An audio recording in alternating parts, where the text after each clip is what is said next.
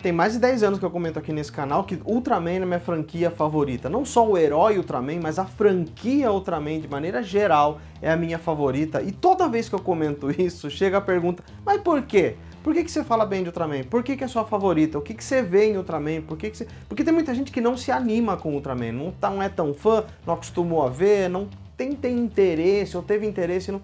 Mas as pessoas perguntam por que eu gosto tanto.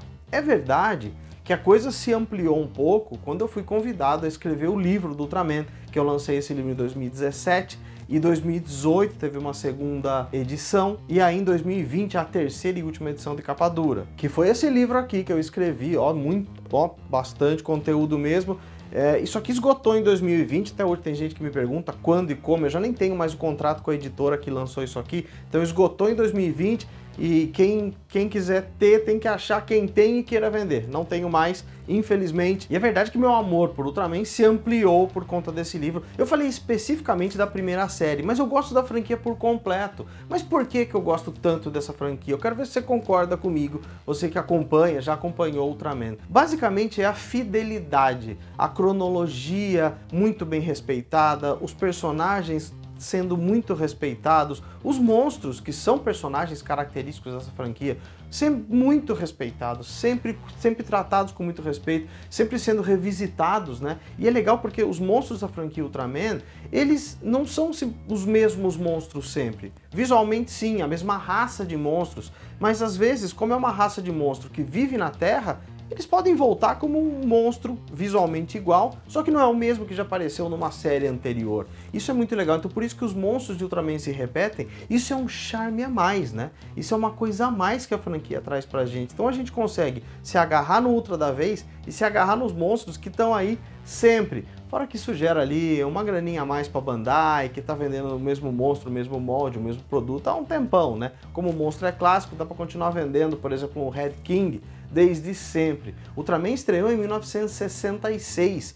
Antes dele, Ultra Kill, que já tinham vários monstros gigantes, mas os humanos é que tinham que dar conta desses monstros, até que surgiu no mesmo ano, 1966, o Gigante Prateado, o Gigante Vermelho e Cinza, que vem para lutar contra esses monstros aí. A partir daí, é história para contar, né? Não tem nem como falar que o Ultraman tá aí. O Ultraman inspira diretores de Hollywood, diretores de filme, de animação, escritores, inspira. O Ultraman é parte da cultura pop, tá? Então tá aí, o personagem é maior do que ele mesmo ali, dos seus 50 metros comumente vistos. O próprio Ultraman é maior do que ele mesmo na cultura pop mundial. E eu tô gravando esse vídeo totalmente sem roteiro, eu só liguei e tô respondendo a pergunta do fundo do meu coração. Eu acho que a cronologia do Ultraman sendo tão respeitada, a coerência, a unidade, a maneira como eles se apresentam, é legal porque cada série é uma maneira diferente de apresentar esse personagem, que atualmente tem uma evolução, tem mais formas, tem armadura, aparecem algumas armas, alguns poderes a mais,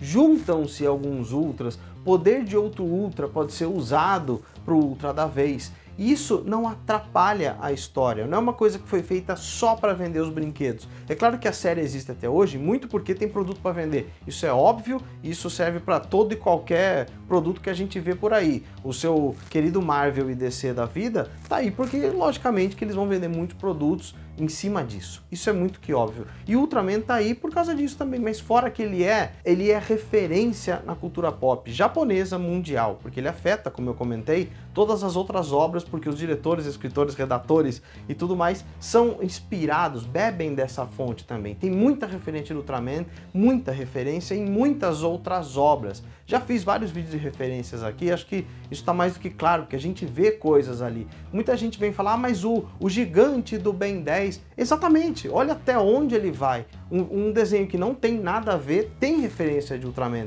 Pokémon com o famoso Staryu, lá da primeira temporada de Pokémon, entre outros bichinhos de Pokémon, tem também referência de Ultraman e por aí vai. Nós vamos fazer uma lista quilométrica gigante sobre essas referências. E tudo que a gente vê desde 1966 até hoje é válido. Não tem nada que seja refeito, que não seja válido, que não faça parte da cronologia.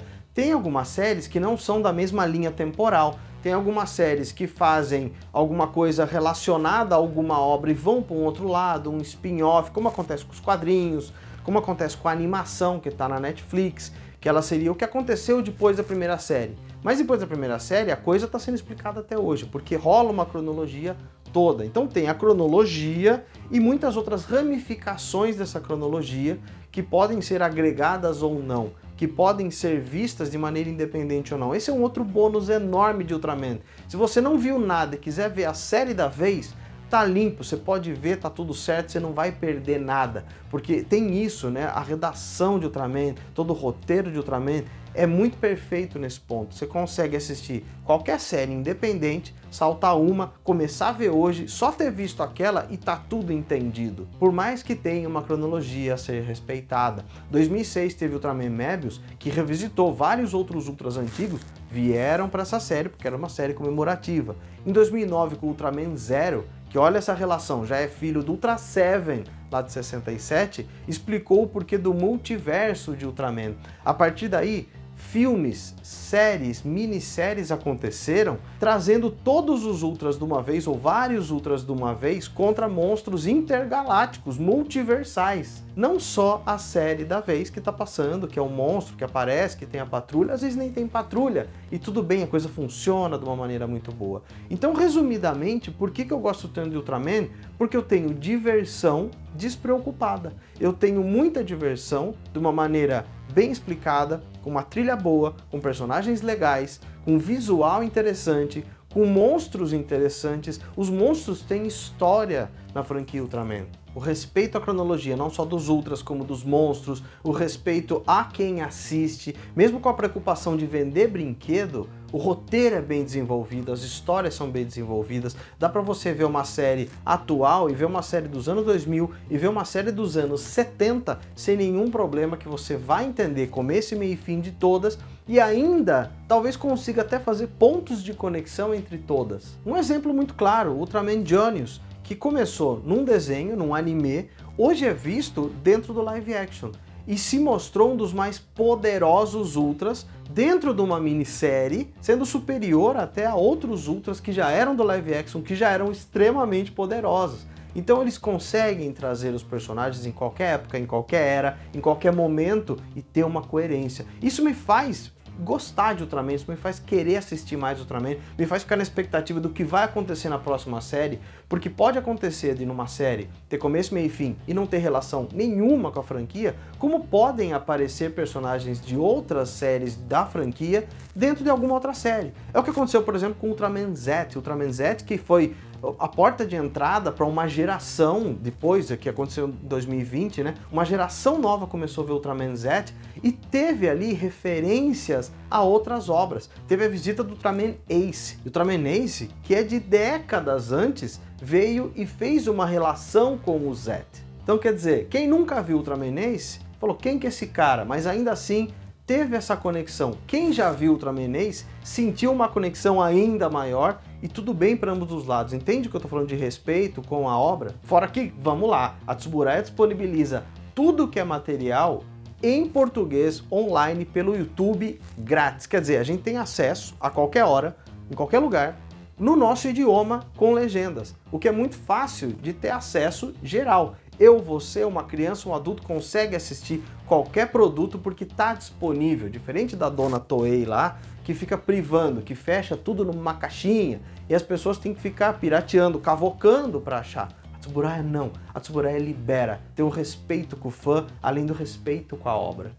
Isso é uma carta de amor, é uma carta aberta de amor à franquia, mesmo que eu já tenha falado isso por mais de 10 anos, em posts, em textos, em entrevistas, em podcast, em vídeo, em reels, em tudo.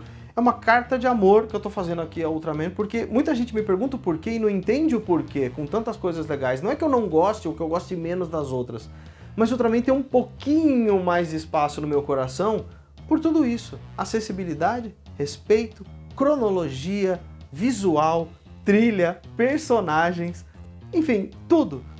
Os próprios diretores que trabalham com Ultraman são felizes por trabalhar com Ultraman, não é só um trabalho, eles se colocam de corpo e alma naquilo, que a gente vê que o quanto eles estão gostando de dirigir, de atuar, de escrever para a série, de criar os monstros para a série. E a Tsuburaya continua alimentando isso de uma maneira muito inteligente, interessante e amorosa em relação aos seus heróis. e querendo expandir esse herói para o mundo todo, diferente uma vez mais da Toei, que tenta guardar embaixo ali do pano, embaixo de um tapete, falando, não, só japonês vai ver. A Tsuburaya não, a Tsuburaya pega o Ultraman e joga pro mundo inteiro. Toma Ultraman na tua cara aqui, é isso que ela quer. Tanto que o canal dela tá bombando, toda vez que sai um episódio novo, uma série nova, ela disponibiliza online no YouTube e tá com muita visualização horas depois de um episódio, ou do que seja, tendo sido lançado ali. É bom demais. Qual que é a tua relação com o Ultraman? Você me conta, você me deixa nos comentários aqui, eu queria muito saber, ter essa conversa com vocês, ter esse diálogo, conhecer um pouco mais do lado de vocês ali, da franquia Ultra. Pode ser? Obrigado por assistir até o final, obrigado por me escutar aqui até o fim. Se você puder deixar o like nesse vídeo, eu vou ficar bastante feliz e o YouTube vai entender que é legal falar de Ultraman e Tokusatsu na plataforma. E se inscreve se está chegando agora, pra gente continuar falando desses heróis que a gente gosta tanto, fazendo mais cartas de amor abertas aqui pra eles. Obrigado por ver até o fim, valeu!